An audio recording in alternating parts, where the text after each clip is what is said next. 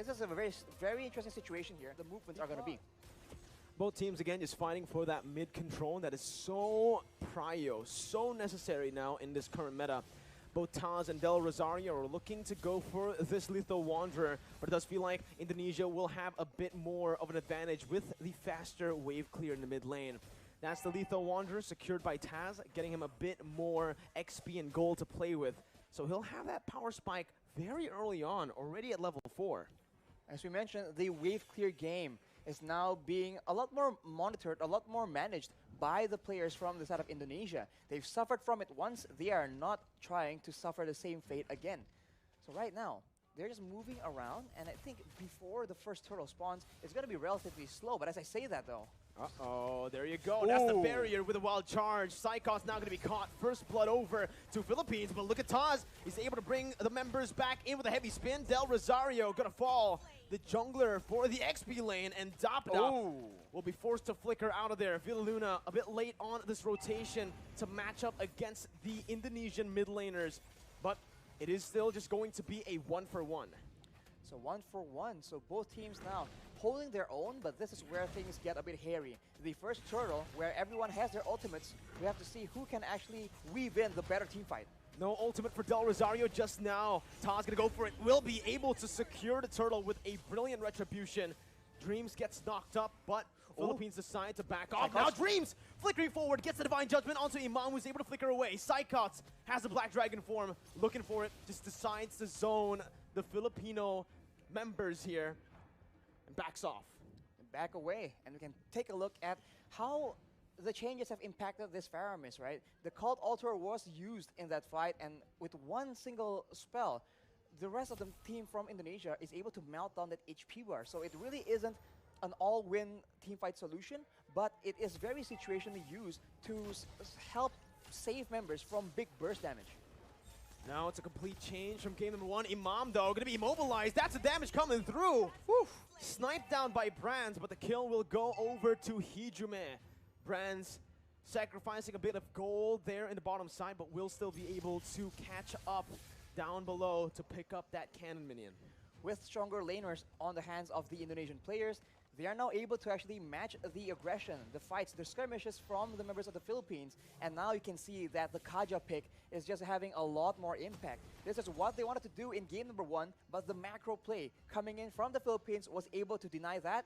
That won't be the case for this game though, and now this becomes a contest of proactivity. Who can have the higher work rate, the more versatile maneuvers, and just the more proactive plays. And this is the reason as to why I felt like the Leslie should have been the one, the hero, to be banned out by Team Philippines. Because you can see, on this Leslie, sure, you're very vulnerable, but you also are really good at actually going at duels up against the Beatrix. I would actually say in a 1v1, it's skill dependent, but Leslie has a bit of an edge. Why? Because he doesn't need to target any of his skills. It's not a skill shot. Meanwhile, for the Beatrix, you need to go for those render shots to actually be able to compete in that range battle. They have to be careful though, because Soriano has the Blade of Despair completed, and it will be a big factor in the next fight. The turtle is being pressured for both teams, but it seems like the Indonesians will have a bit of a lead in the control game. Divine Judgment and the Petrify. Imam going to be able to pop the Cult Altar. Taz against 3 members, still able to secure the turtle. Right now, Psychot jumps in with the Black Dragon form, zoning the backline away. Dapda going to be pinned down onto the wall with the heavy spin, and that's Hijume who picks up the killing spree. Everything going well for Indonesia, and everything going wrong for Philippines in the early game of Game 2. They lose a member to the pickoff, they lose a turtle to the steal, so Indonesia is completely taking over and looking completely different. Is this a momentum thing? We'll just have to see. Hijume with the Ice Queen's wand right now will ensure that the Filipino members need to be a bit more careful, even more careful in how they want to position. They've been getting caught out without that slow as well. Brands has just been farming up a storm. I really want to take a look at these items, right? It's a good steal by Soriano, but he got full turret gold, clearing waves constantly. He should have more gold than Soriano here with the assist that he got as well. But here in the mid lane, the bottom side river, Del Rosario going to be chained up again, and that's the pin down by the heavy spin. Del Rosario gonna fall for the second time in this game. Dreams with another divine judgment over to Imam as that's an Ibiru's passion dealing no damage over to Taz, who jumps in again. Soriano zoned away, but the damage coming in from Brands, shooting him down. Dapadap finally rotating towards that bottom side, but it's a bit too late once again. Team Philippines falling more and more behind as we go and progress into the game.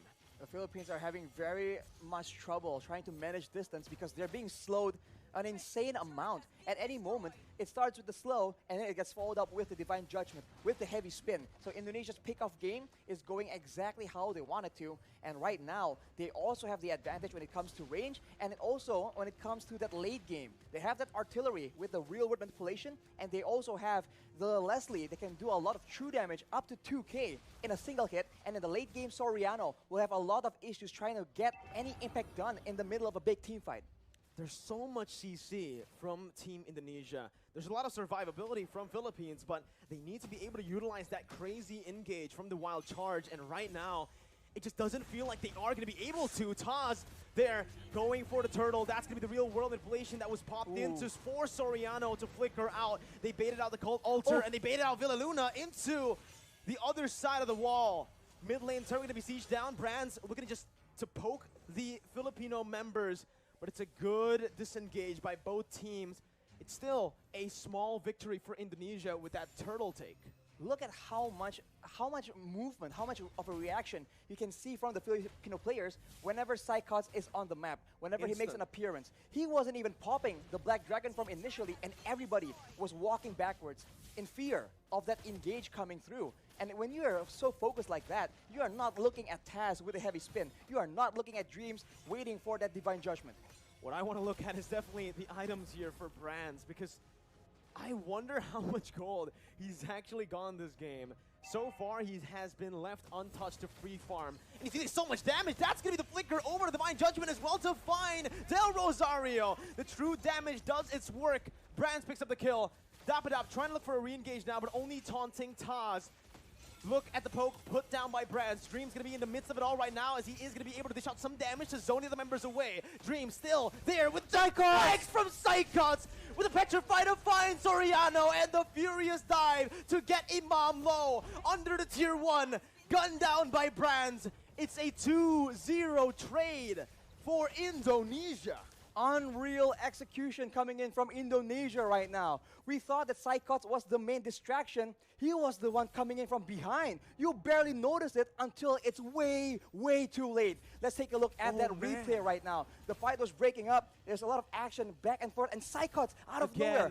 The tower doesn't even matter because it's way too low. Indonesia able to actually push Philippines into a very uncomfortable position, and now with all the advantages when it comes to crowd control, when it comes to damage, they are looking at a cruising victory in game number 2. This is insane. Unreal. That's the word you can use for it, right? So much doubt for this Indonesian team after they qualified to represent Indonesia with only a week to prepare right after qualifying. Still able to play super well. And now they're rotating towards that top side. Taz soloing that lore. Del Rosario caught, no one there to help him out. Has to use the wild charge defensively and will lose out on a lot of HP. Brand still is able to get out, has the flicker. They're gonna go in for another re-engage here. Just some poke down onto the frontliners. And you can see that true damage, Arashi. I really wonder what the items are looking like right now, because the damage is pretty unreal already in 9 minutes for a Leslie. It comes with a true damage, and when you're concerned about the true damage, you can actually feel the burn coming in as well. Look at the items, as you mentioned. The Windtalker, the Endless Battle as well, allows him to get so much more burst damage initially, and after that, the Berserker's Fury allows him to dish out a healthy amount of DPS. On the other hand, you can see the Yves, right? Hijumi with the Glowing Wand. All these tanky members are taking percentage HP damage whenever he's dishing out these spells, and they are absolutely spammable. And the siege game is dangerous. Villaluna going to be caught in that real world manipulation. Imam as well, zoned away. The wave manipulation from Indonesia, absolutely phenomenal, as they are going to be able to use the lore down below to pick up a turret. With Psychot zoning the other members away with the Black Dragon form as well. That's base turret number 1 taken down. Top side pushing in, but Indonesia will decide to just play it slow, clear out the mid lane, and reset. They have an absolute advantage when it comes down to those siege situations. Having the Yave, having the Leslie means that you do not have to go and force those fights, because there's no other way for the Philippines to dish back that kind of damage. Soriano is the only solution they have, and at this point, when the only option you have, when you only have a single option, it becomes very easy for your opponents to try and adjust to that. But the Philippines, it seems like they are not willing to completely concede control just yet. They need to be very careful though, because the flank game, that flank game is just so on point from Indonesia right now. This is what we saw in Game 1, only just the opposite happening here in Game 2. Indonesia having control the whole 10 minutes early on. Philippines with a very similar flanking position here to look for something, but it's going to be a concealed play from Indonesia. And oh my god, Dream finds the Divine Judgment onto the best possible target. Soriano's out. Dapadab has to flicker out, but Psychos chases him down with a passive. Dapadab still surviving here. Only one member taken down, but that might just be the member that Indonesia needs to pick up some more base turrets. That high ground control is no longer available for Soriano. Dapadab trying to go in for some damage right there, but it's actually going to be petrified from Imam. He's going to be taken down. The wild charge in desperation. Villaluna in the back has to back off. It's an absolutely insane game and an insane performance from Indonesia as they knock Philippines down to the lower brackets. How? What? Oh my, we have